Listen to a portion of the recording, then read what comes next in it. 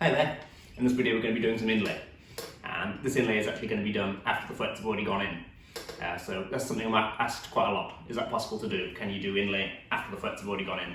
And the answer is it depends on the design of the inlay. So if you've got simple dots, that's no problem, you should be able to. Especially smaller dots makes it even easier. But on elaborate designs and stuff like that, then no, you're going to have to pull the frets out. And then to be able to level the inlay and stuff like that, and be able to actually route the recess of the inlay, you're going to need to pull the frets out. But for inlay like this, it's no problem, and I'm going to show you the technique I use to do that in this video. So the inlays on this neck are going to be a bit different to ordinary dot inlays, because they're going to be for someone with synaesthesia. So synaesthesia is when you associate a note with a particular colour.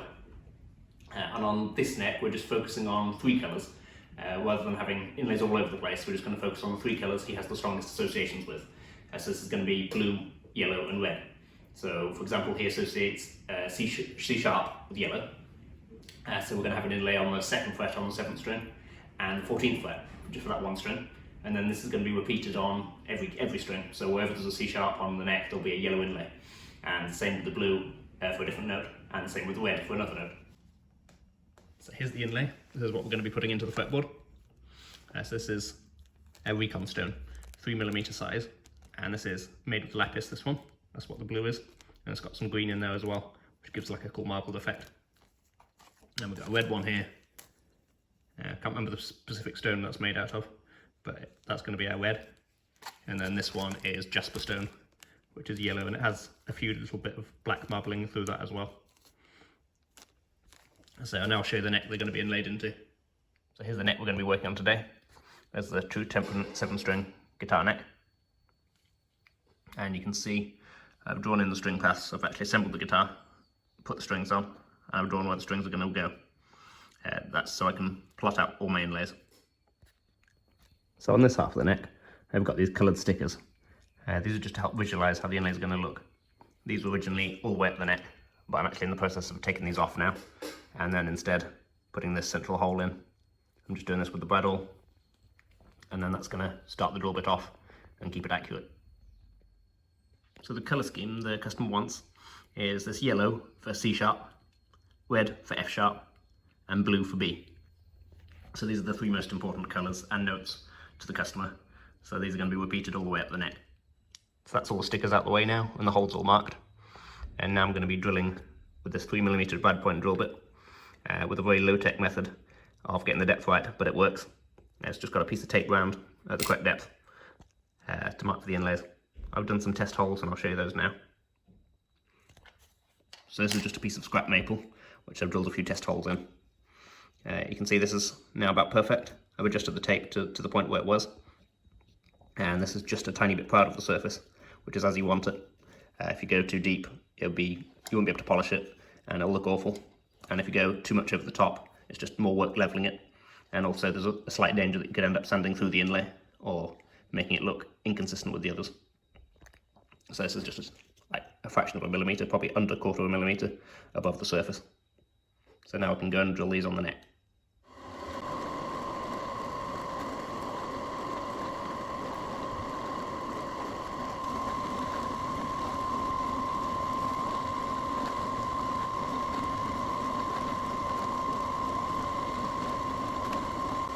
So that's all the holes drilled now. Now I can go on to gluing the inlays in. I'm just going to use super glue, and then after that we can level them all.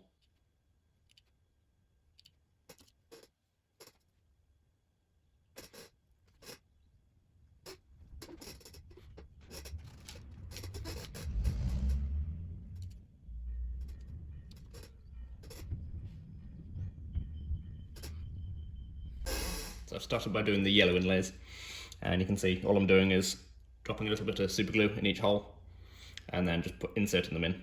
I'm going to come back and level them all afterwards, but before that I'm going to do the other 2 colours. So that's all the yellows in.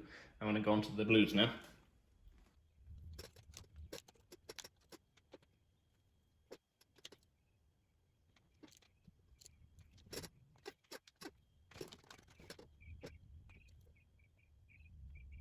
And that's the blues done now.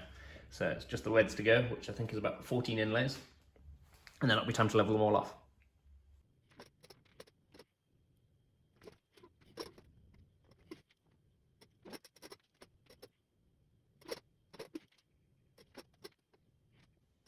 So that's all the inlays in. I've begun to level them off. To do this, I'm using files. Files will cut much better into the pearl or the inlay material than the wood surrounding it. So you don't have to worry too much about making a mess of the fretboard. It'll need a bit of a polish after, but obviously you've got a flat surface on the file as well, so you're not going to slip off to one side or anything like that. Like if you had sandpaper, you'll end up making a round surface, but these make a nice flat surface. So it's a bit more tricky for this because it's True Temperament. So I've got this, which is quite handy in lots of different situations, but especially this one, curved file, so I can file from above rather than have to try and push it along there because it's going to get a bit tight there. Going to need a very small file to fit through there. So this works because I can file from above like this. So that's all it is, just sliding it over the top of them like this, and then stopping when you're level with the fretboard, and then they'll need polishing up afterwards. These are fairly fine files, that's important as well. You don't want to leave a big mess on top, which then makes a lot of sanding.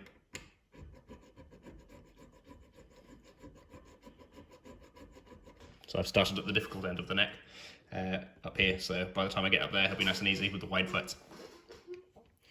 So I'll get the hard bit done first. So these view here are now level. You can see it's left a lot of dust all over the place, but there's actually quite a fine surface there. After I've finished filing, I've just been giving it a scrape with a scalpel blade just to clear up any of the small little marks that the file might leave. But there shouldn't be many of them at all because you should stop before you get to that point where they'll be gouging into the fretboard. Even if you do, they are extremely fine anyway.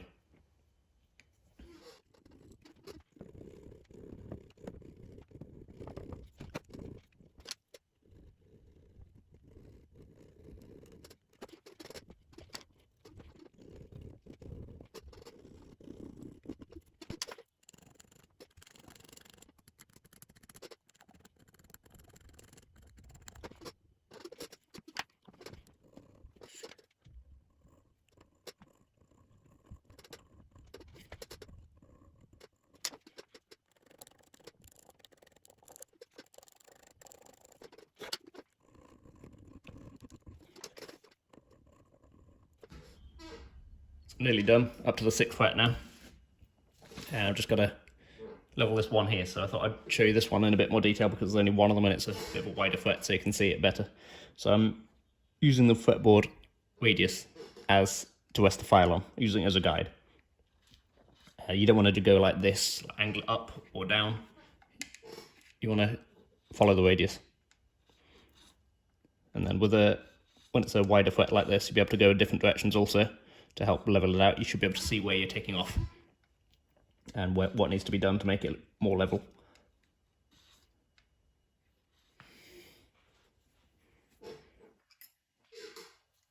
So I've got a few different files and various different cuts.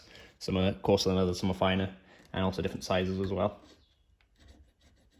So however high the inlay is, I'll use a different cut. Like if it's quite high, I'll use a coarser one first.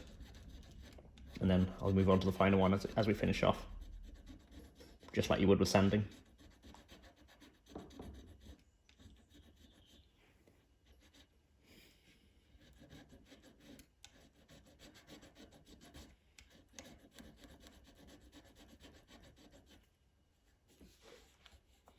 So I can just feel it's just catching on that top edge now, so I need to try and get that bit more, push down, more pressure on that corner, while still using the radius as a guide, resting the file on the radius.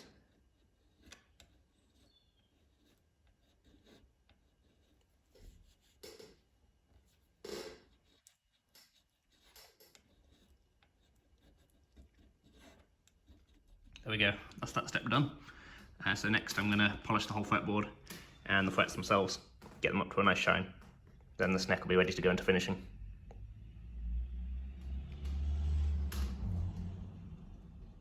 That's it for this one. If you have any questions on the process I used, feel free to leave a comment. I'll get back to you as soon as I can. And thank you very much for watching. If you'd like to see more videos like this, please subscribe, and I'll see you soon.